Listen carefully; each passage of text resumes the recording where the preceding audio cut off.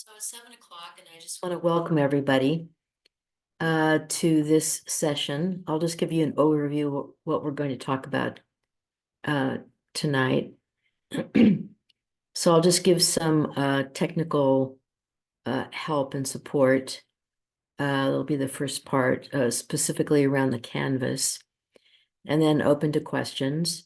And then we're going to actually look at the first standard with the ethical principle and the objectives.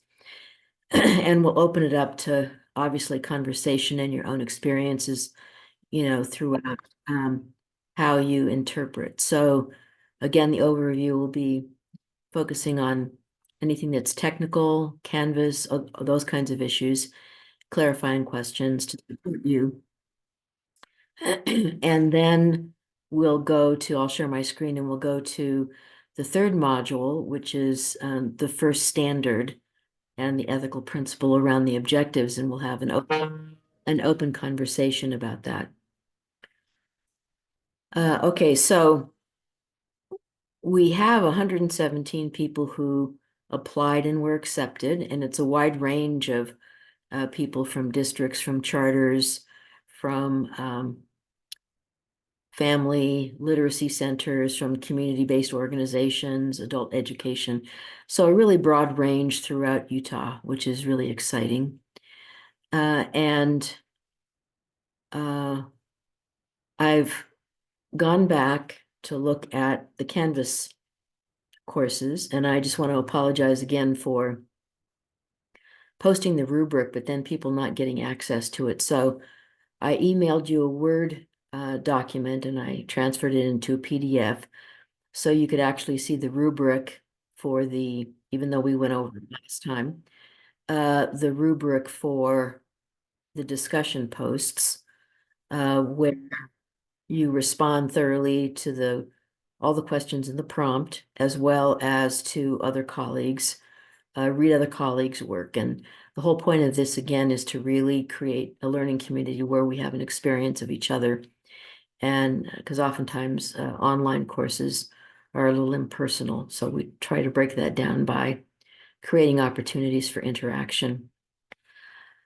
The other thing is when we have 117 people who applied, 74 have actually registered for the course, the Canvas course, and about 46 or 47 have started working. And one of the things I want to emphasize is usually, I use Fridays because I have other things to do, as we all do. I use Fridays to read, review, and comment on every single discussion post.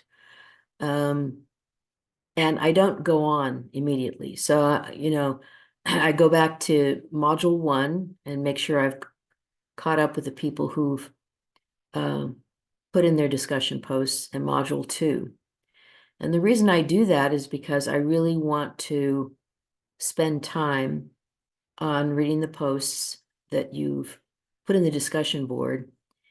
And I've downloaded, it's an actual spreadsheet, and it has the points, which are really not points, but they're complete or incomplete for your posts. And if I don't see any action or activity, because there's a panel that says how often you've been in there, or as well as responding, and then it keeps track. So I know if there are people who have missed a couple of modules, those first 2 modules, which are really important, especially the first module, because it focuses on the state law, HB 302. So that's really critical to know. And so what I've been doing is downloading that information and then sending personal emails to people who've registered but haven't started the course. And the reason I'm doing that is not to be, overly worried or pushy or anything like that. But if there's actually an issue, like there are several people then who told me about situations in their family, and their own personal health. Those things are really important, and all you have to do is just tell me, I didn't answer this, or, I'm going to do this in a couple of weeks because right now.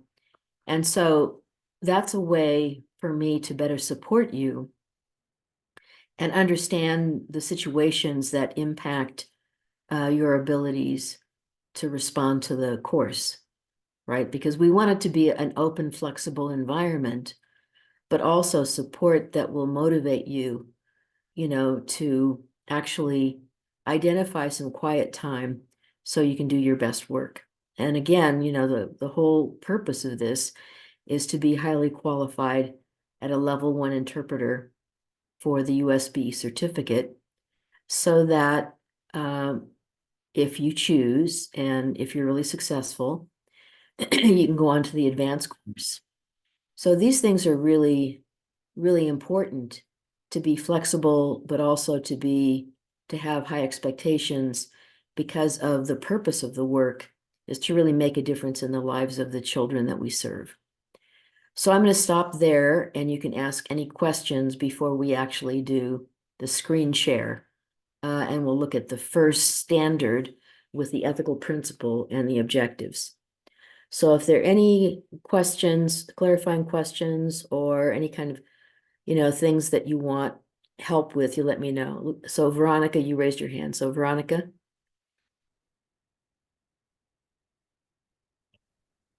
Hi, Christelle. How are you? I'm very well, thank you. Great. A question for you. On the Canvas course, if I go to modules and then go to assignment, the assignment will show 0 points. Is that something that I should be concerned about if I've already taken care of it? No, because the only thing you get a point for, remember, the only thing that I'm looking at is your discussion posts. The assignments are really for your own personal reflection because it'll say, identify one of the objectives that you feel strong on and why, and, what are the things that you want to work on. So it's really about your personal self-assessment and self-reflection. It's not anything written. It's a way for you to really know, what the objectives are, what the standards are, and for you to self-assess based on how you want to develop your skills, right? So Okay. that's the basis of the assignment. The thing that's the most important is the discussion, Mhm. what it is you want to share with everyone about what you've learned from your experience, as well as reading the standards and the objectives. All right, And thank you for clarifying that. I do recall you saying that. I just, as I got looking to it just the other day, I realized that there was a 0 there, and I thought, oh, I don't remember Christelle mentioning that. But yes, you're right. Thank you for clarifying that, Christelle. well, it's a great question because usually when people ask questions, it really helps everybody else to better understand what's going on if someone else is, too shy to ask the question. So Veronica, thank you Yeah, so much for thank asking you. the question. I appreciate it. Other questions?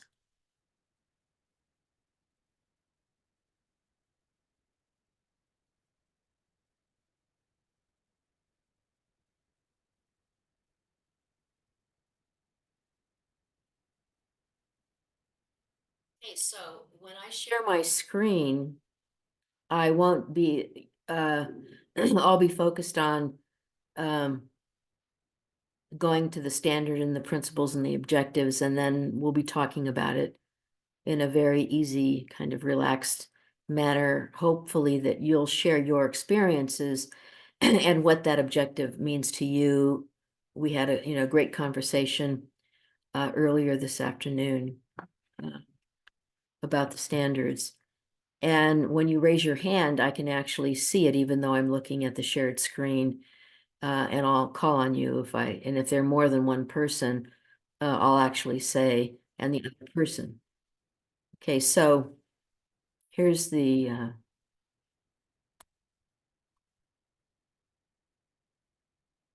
so can you see the screen? Someone has to tell me. Yes. Okay, thanks, Veronica.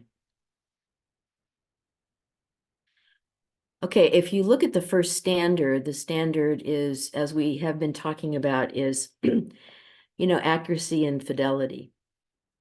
And with every single standard, there's always an ethical principle. And we've talked about this, right? It's really to render the message accurately, as faithfully as possible, and really to eliminate any kind of distortion, omission, or addition.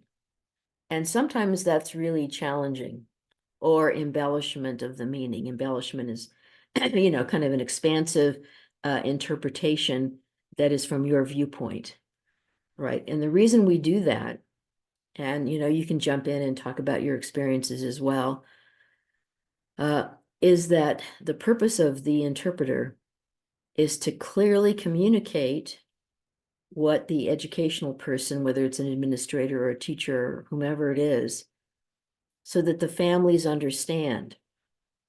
Now, oftentimes, it's a tense situation sometimes, or it's a heartfelt situation, and we want families to feel comfortable as well as to understand. And they might be shy about saying they don't understand, but it's not your role to be an advocate. It's your role to really communicate clearly what the English speaker is saying.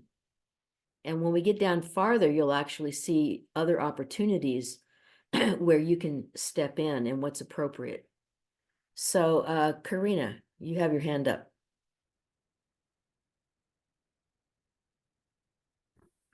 Yes, I had an experience yesterday with this principal, and it all happened so fast that sometimes it's hard to take a decision. So I was having a meeting with some parents about kindergarten registration, and I was giving the information but also translating, and there were other people with me. And something that threw me off and parents were confused was that one of the people who was presenting the information, she was giving the information, and then when I started translating, she turned around to somebody else and she started talking. And this happened like 3 times. And I wanted to do what we mentioned about including the parents. And this was a full room with 20 to 30 people. So I was just rushing because it was hard to translate and then listen to the conversation, because it was about information that parents wanted to know. So it was really hard to translate and then listen to the information and then decide if or if not it was relevant to parents. But just with the parents' faces being confused, I felt like I didn't do a good job. Yeah, when we go down to the other things, you'll actually see these different opportunities where you can step in and you can actually set the context ahead of time. So if you look at the next objective, it says the interpreter, communicates faithfully using the same kind of structure as the speaker. And it should be natural in the target language without any distortion. But the question ends up being through additions, omissions, or explanations. And the other thing that I'll finish a little bit and then we'll go to Alyssa is that sometimes, English speakers use these idiomatic expressions.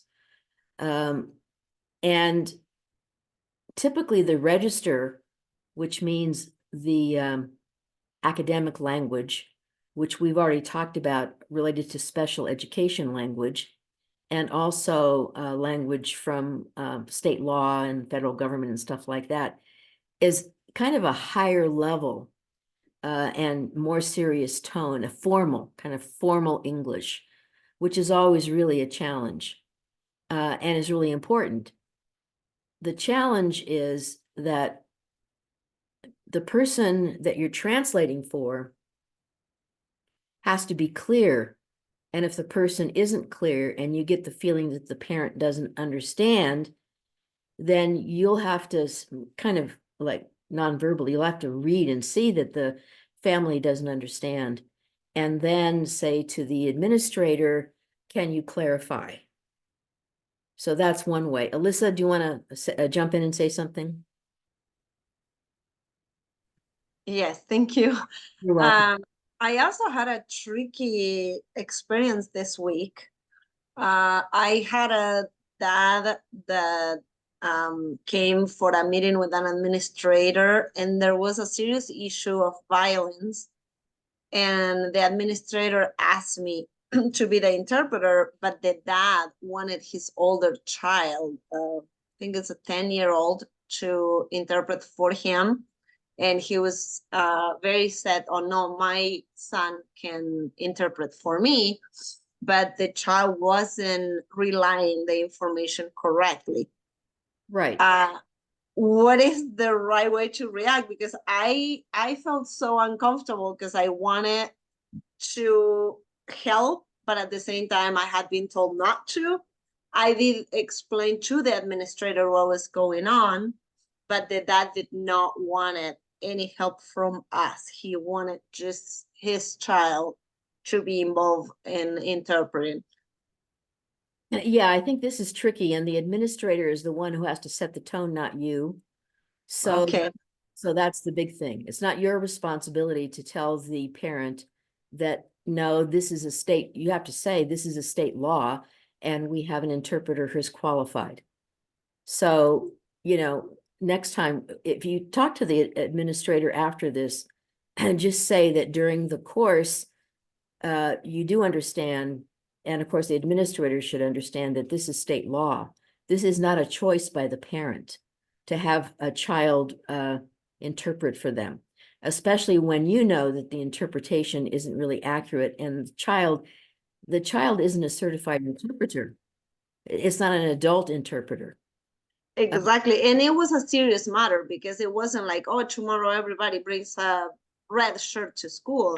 Right. It was something that involved violence and the safety of another child. Well, that's even more important. So I think that's the other thing.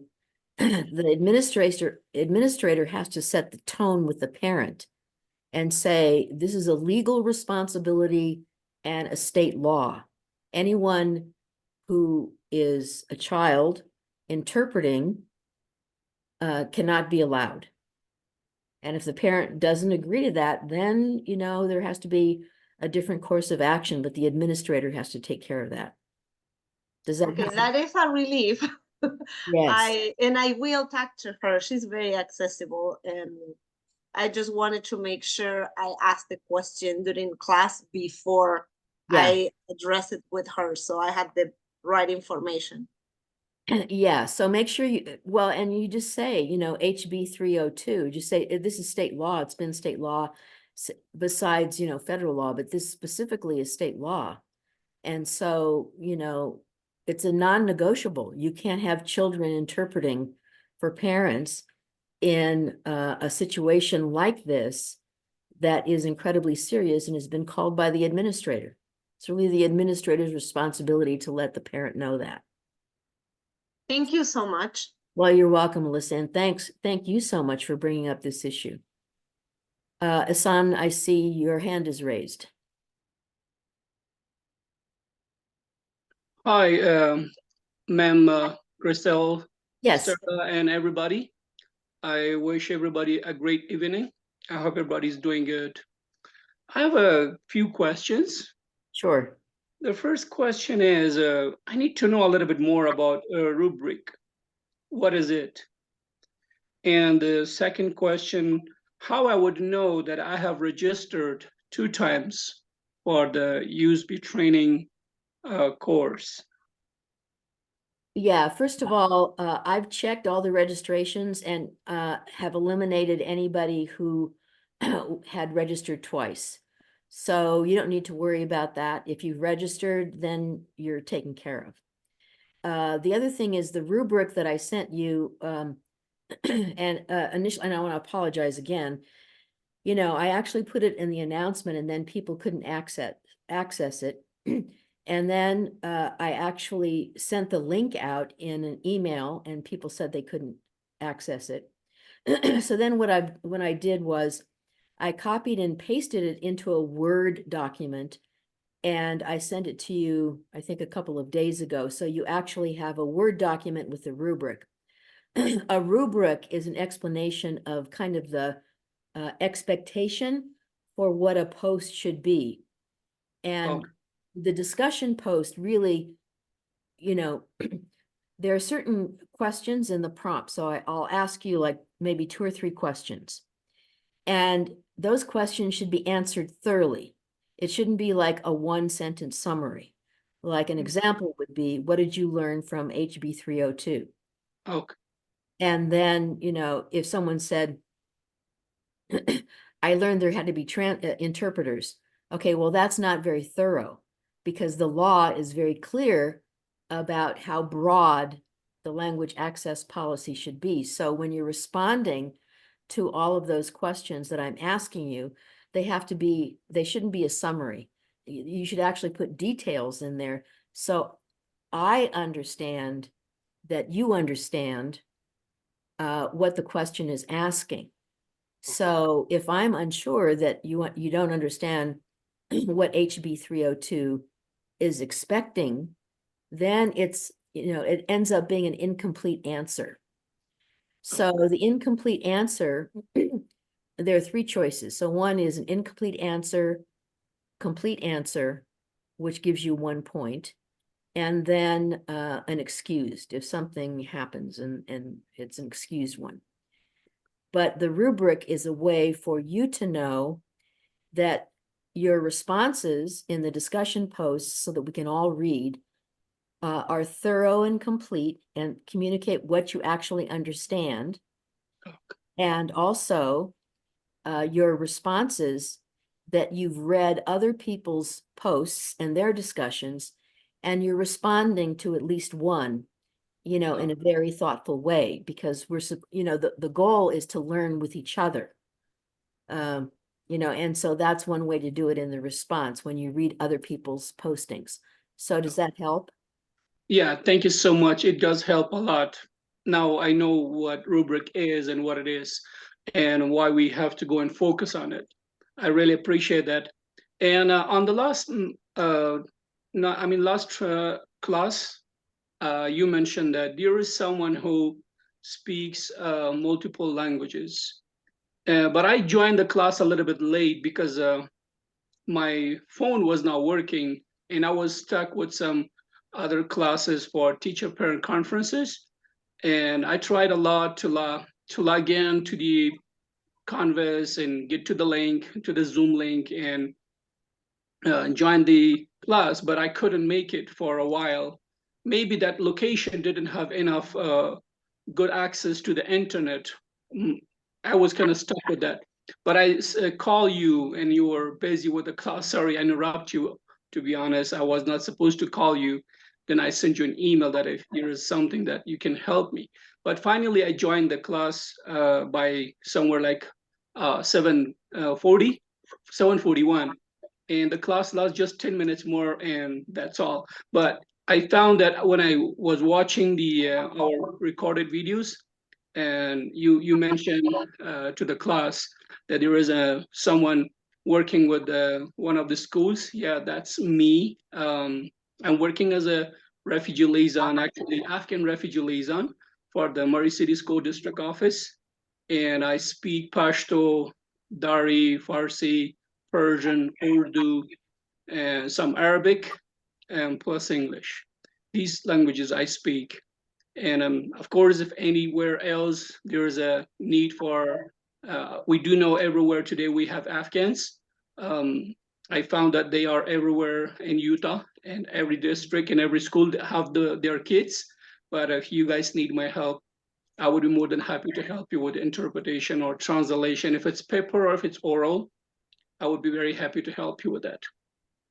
Yeah, I just want to thank you so much, because I did remember that you were the refugee liaison from Murray, and so I was trying to actually point out all the languages that you spoke, and so I'm really grateful that you've jumped back on and that you've explained the opportunities that your language skill has provided for so many people and can continue, you know, for all of our communities, our diverse communities in Utah. So thank you so much for bringing that You're up. very welcome. My pleasure.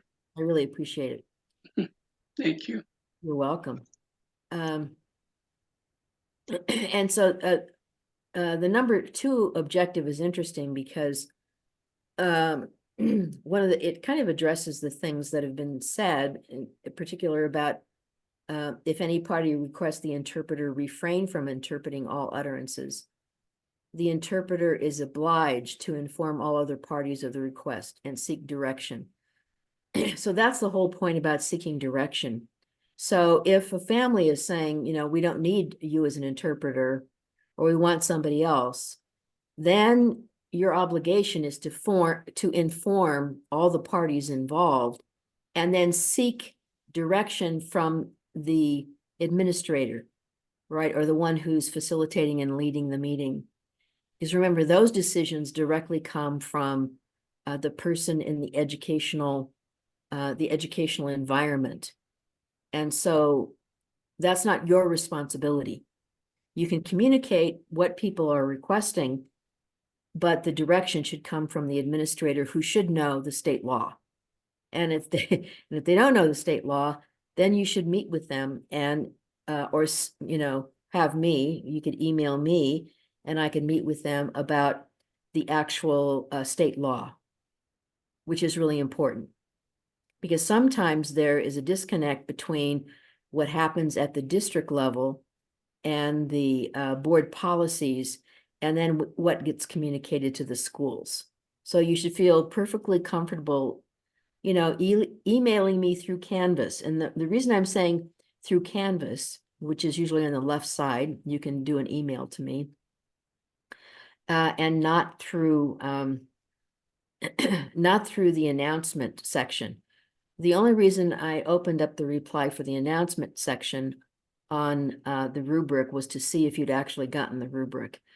So now there's no response to any of the announcements purposely, because if you ever want to have a direct, clear email to me, do it through Canvas, and not through my work email either, because it actually comes to my work email. So it would be duplicating your email. So again, remember the obligation of the administrator to know the state law in relationship to what's appropriate for, you know, an interpreter who's being trained. So do you have any questions about that?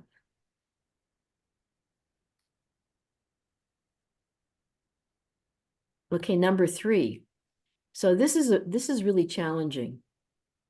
The interpreter retains English words mixed into the other language, as well as culturally bound terms that don't have an equivalent in English. Now, this is really challenging because language is very complex, and the nuance of one language, the cultural connotations of one language, might not translate equivalently into English. And so it ends up being a challenge. So it might have one or more meetings, and then the interpreter is left with attempting to translate that word to provide the listener with an idea of what that word means, if you can't translate it, you know, directly in that other language. Now, it's interesting because in the other meeting we had, for those of you who are doing interpretations of Spanish, when she has her computer with her all the time, and she has a Spanish dictionary with her at her fingertips. And so when there is a word that sometimes is complex with being translated into Spanish, she'll look up a word that is closer to it, a word that gives, you know, the family an idea of what the word means in their own language. So I don't know if you've had experiences with that, but I think the idea of, you know, and I don't know if there are probably lots of other dictionaries that have a similar you know, opportunity for translating the idea of the word that it means, because it's not, there's no equivalent in English. So Karina, Yeah, while you were saying this, I was just thinking of a few examples sometimes that I have, and it's usually with students, when they make requests or they want to say something to the teacher, and then just one word in Spanish, like the word buzo, buzo, they use it for shirt. yeah, And I will say camiseta, camisa. Like I will use many things, but I didn't know buzo was a way to refer to a shirt. And there are so many like bule, like that will be like the water bottle. And I will say something totally different in Spanish. And it's depending like on, I mean, I've just like the country where they're from. Spanish is so rich and it's so wordy, that even us, like the Spanish speakers, will come across many different words and won't be able to like get the right meaning, and then just make a couple of questions to find out what this is. So yeah, that's what I was thinking. yeah, no, that's really perfect. My father was a native Spanish speaker, but he was a California, East Los Angeles native speaker. And my grandmother on my maternal side, more academic, and she was a Colorado Spanish speaking, very literate in both languages. And she would, continually argue with my father about words that he would use that she would say, is totally incorrect. That's not a correct word in Spanish. So I totally understand what you're saying. And part of that is the way in which language adapts based on which country. And most people don't really understand the complexity of languages and culture in relationship to the context of a specific country. So thank you for bringing that up. That's a really important one, especially since,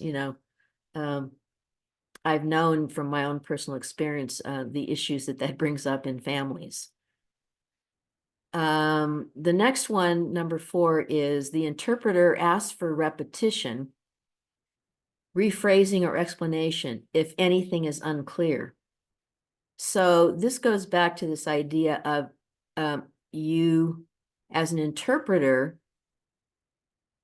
trying to really read what's happening between the people that you're interpreting for, if something is unclear. So recognizing that the interpreter has misunderstood the communication, he or she identifies the misunderstanding and requests directions from the parties involved.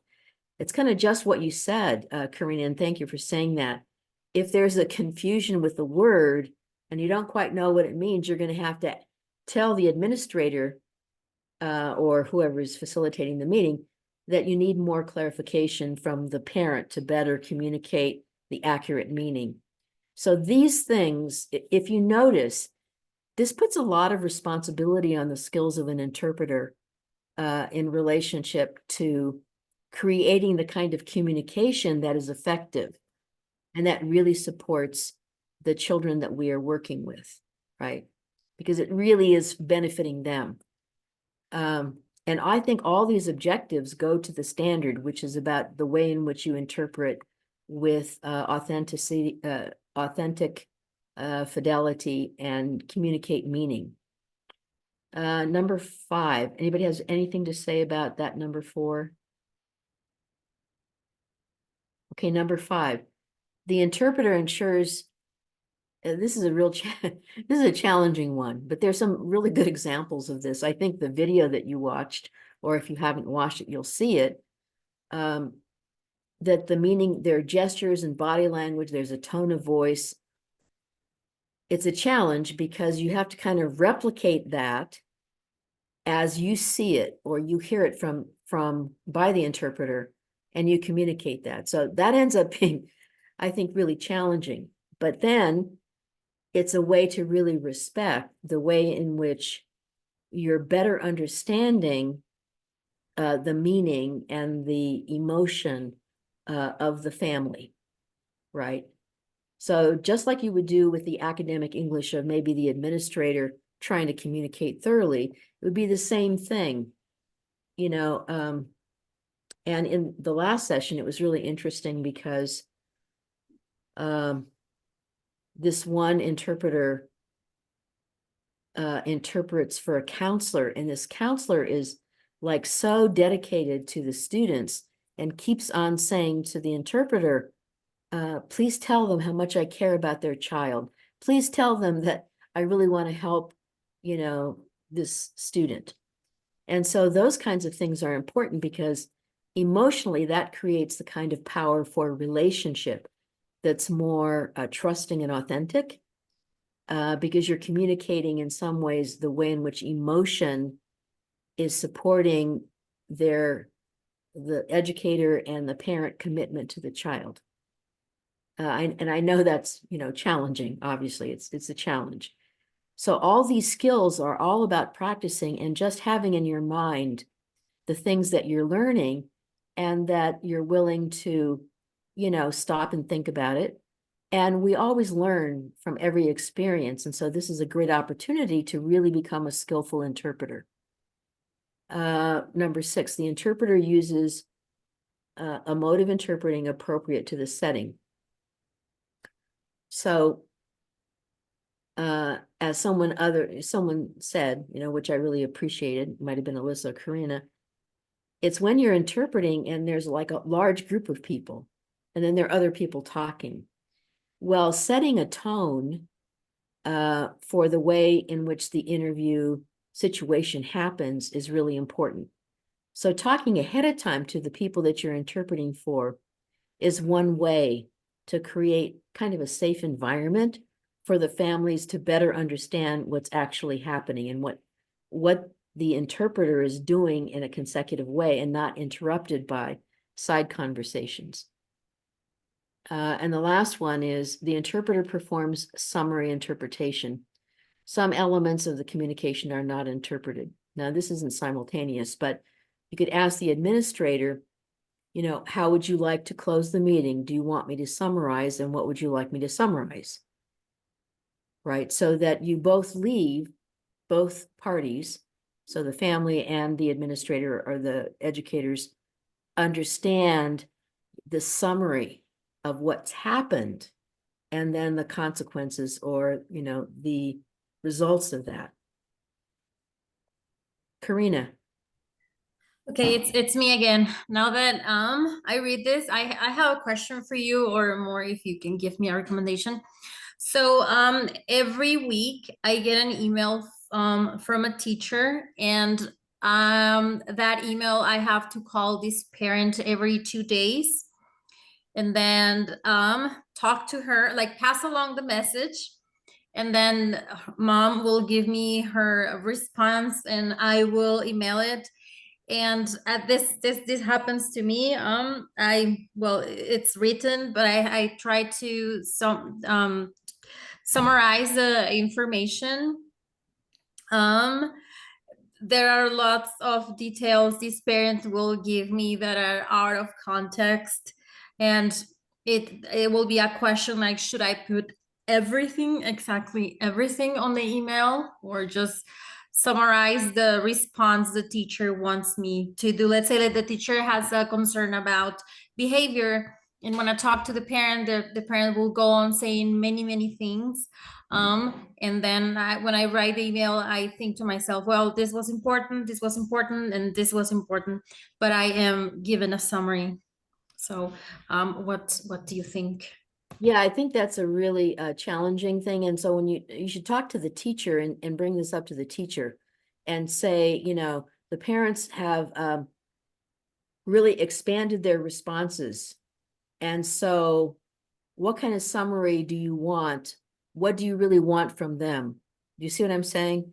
And I think the reason that's important is that the person ultimately who is responsible for the education, besides the parent, obviously, but also the teacher has to be clear about what she wants clearly communicated to the parents and what kind of response she wants.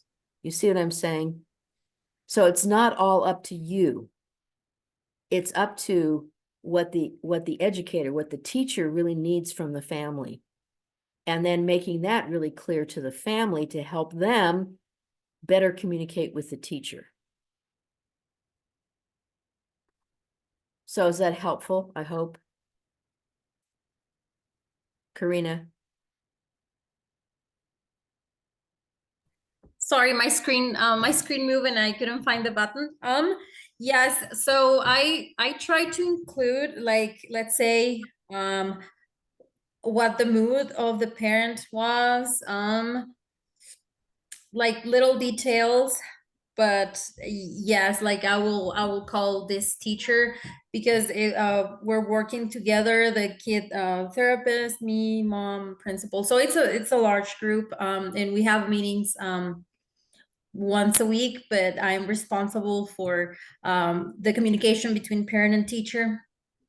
So, and it's the parent, like she loves to talk, and sometimes I wonder how much of this should be on my on my email, but I will ask the teacher. I try to include as many details as possible, and even like mood, what I get from the parent, like at the end.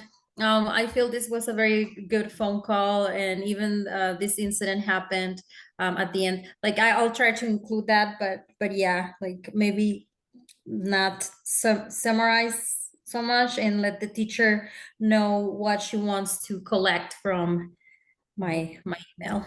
Yeah, because remember, the responsibility it really is on the teacher. Like, what does the teacher need to know from the parent about the child? See, that's really it.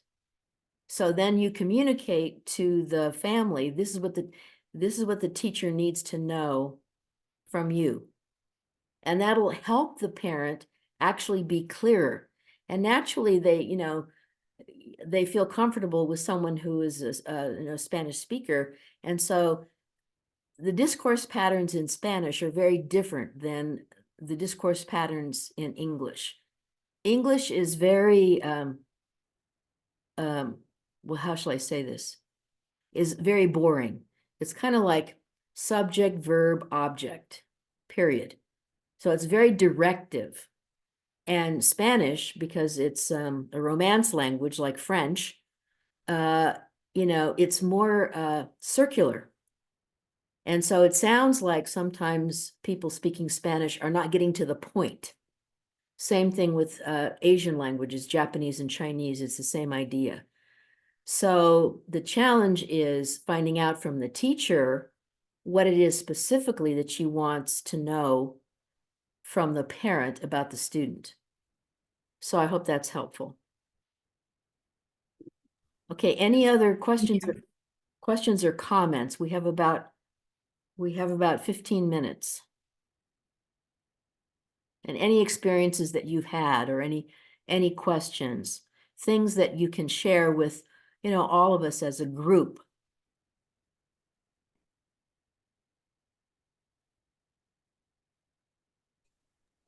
Hello. Hi there. Would you like to speak? This is Marta. I forgot how to raise my hand. Don't worry about it. Okay. Anyway, so I just wanted to share one little thing that I've been doing that has helped me a lot. And it's, I was previous to doing this, I was kind of sometimes losing track of when people spoke for a prolonged period. So now I always make sure to have my notebook and pen ready, so that even just writing 3 words as the person is speaking will keep my memory, so that my short-term memory, so that if they're speaking about how the child is doing and the child is going to be evaluated in math, reading and writing, just writing those 3 words, it's been so helpful to me in being able to keep track of, okay, because by doing this, I'm not having to ask them to repeat things. So just that little thing that I learned recently. Yeah, Marta, thank you for adding this, because I think there's actually, I can't remember what module it's in, but it actually does show, that taking notes really does help. So it's a perfect Yeah. example. Thank you. And don't worry about raising your hand. Usually Okay. at the bottom of the Zoom, it says reactions. Okay. When you press reactions, it'll give you all these things like clapping and smiling and raising your hand. Okay. Okay, Okay, but I don't get it. worry, but don't worry about it. No, no worries. Thank you so much. You're welcome. Yeah. Any other comments? Okay, is it, make sure I pronounce your name right. It's Magali, that's fine.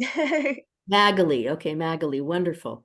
So, hi, I do have a little question, or I can ask for a recommendation because I was in a situation where the mom understood some English, but she could not answer so she could understood the language, but she couldn't speak it. So, one second. So every time the teacher were like trying to talk to her, the mom will interrupt like right away to tell me, oh, this is what I need from her. But she wouldn't allow me or the teacher to finish what I needed to know about the whole situation. So what would you recommend to do in those situations? Like as the mom to like pause for a minute, or as a teacher, or how could I handle that? Yeah, I think it goes back to the idea of the administrator setting the norms for the conversation. So it would be something like, finding out as far as her understanding of English, but being very clear and communicating and saying, when I'm speaking, I want to make sure you understand. So after I finish talking, please respond. You see, so really you talk ahead of time to the administrator, or if in the middle something like this happens, you ask the administrator to kind of take the lead and kind of set the protocol or the process. And it's not that you're being disrespectful to the mother, but the mother will never get the clear understanding if she doesn't understand what the administrator or the teacher is saying, right? So you're creating kind of a safe space that's respectful, with a process that really helps the mother better understand what's actually happening with her child. So I hope that makes sense. Yes, it does a lot because, yeah, it made it very hard to try to help the mother when I knew she understood what the teacher was saying, but she kept interrupting. Yeah, and that happens because it's, it's a nervous situation. My mother used to say things when she would go to parent-teacher conferences for my brother. My brother was a very active, social kind of guy. And, she would say, the teacher is telling me all this stuff about my son as if she knows my son better than I know him.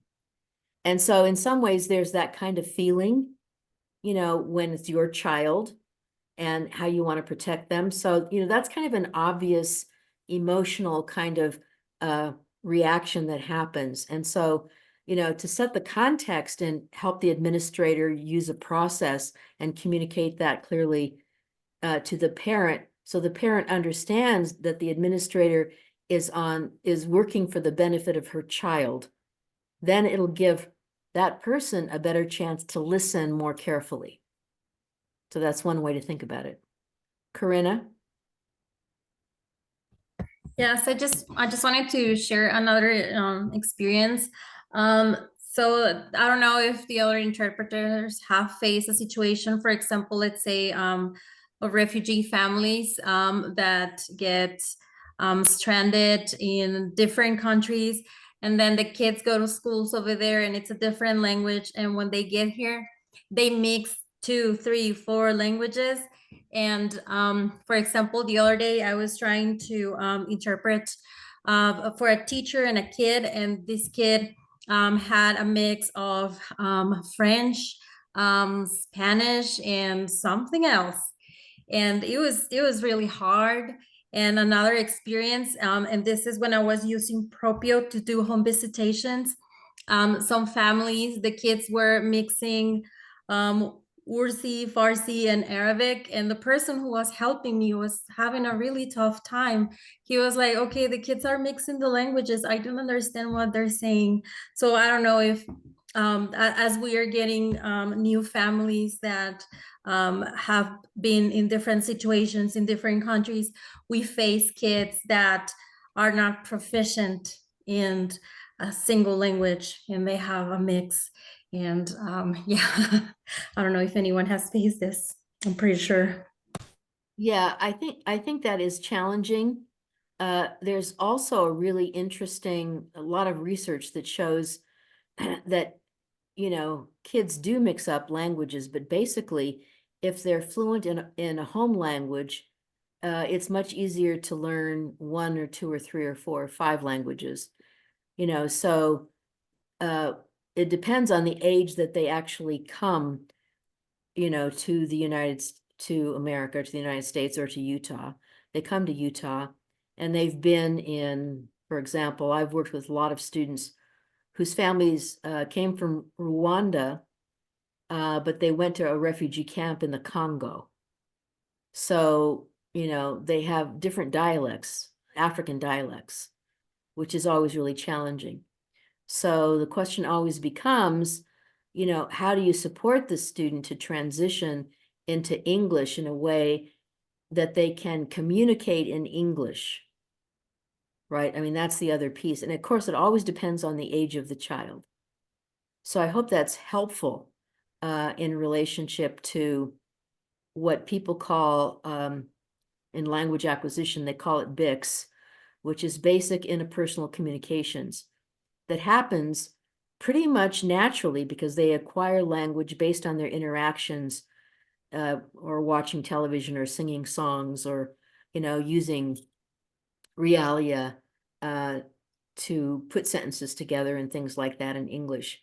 So it ends up being a challenge with interrupted formal education in whatever country they began in, and a refugee camp that they end up being in, and then when they actually come here.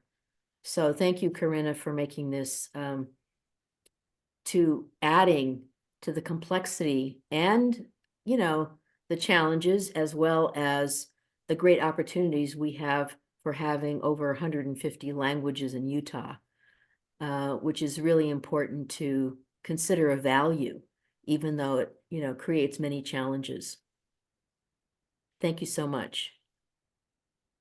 Okay, we have about 8 more minutes. Is there anyone else who wants to say anything? I know that John South works at Utah International Charter School, and like, I think usually at graduation, when I go to their graduation, they have about 17 different languages, and, you know, the students who are graduating get up and they do a greeting in one of those languages, and many of them are African. And so, you know, it's just a really great opportunity again to see the rich possibilities that we have in Utah for creating, you know, pretty much an international and in some ways an economic powerhouse when we create education that provides the kind of quality experiences that students have so that they can go on to junior college and university, you know, and professions. Any other comments?